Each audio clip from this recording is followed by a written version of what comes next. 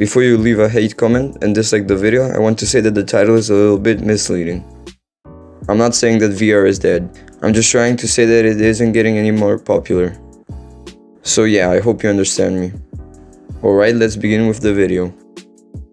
Let's firstly explain what VR means. Virtual reality is the use of computer modeling and simulation that enables a person to interact with the environment. That's the short definition for virtual reality. Virtual reality has been created a long time ago, but it has been popularized in 2012, thanks to the Oculus Rift. At the time it was a big deal, because before that all the other virtual reality headsets were way too expensive. The Oculus Rift was only $300, which was very cheap for the time. And this leaves us to the first problem, the price. The biggest problem for VR, in my opinion, is the price. Ever since it released, it was way too expensive, in my opinion. Even the first successful VR, the Oculus Rift, was $300, but you also had to buy a gaming PC, which costs even more.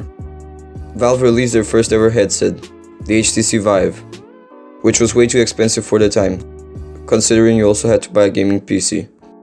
After that, they released the Valve Index, which was $900 and was still way too expensive, in my opinion. You have to keep in mind that you also have to buy a gaming PC with the headset. Thankfully though, in recent time, Oculus is trying to stop that trend by releasing the Oculus Quest 2, which only costs $300.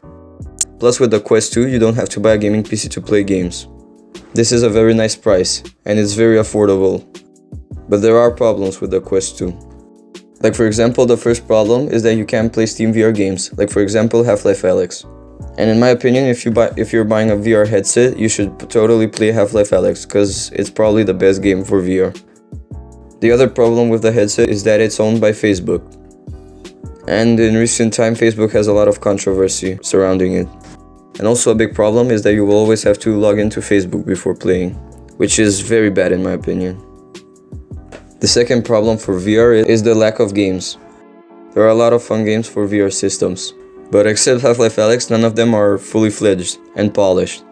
Not a lot of AAA companies dig into the VR market, so you will mostly be playing unfinished indie games, which isn't fun all the time.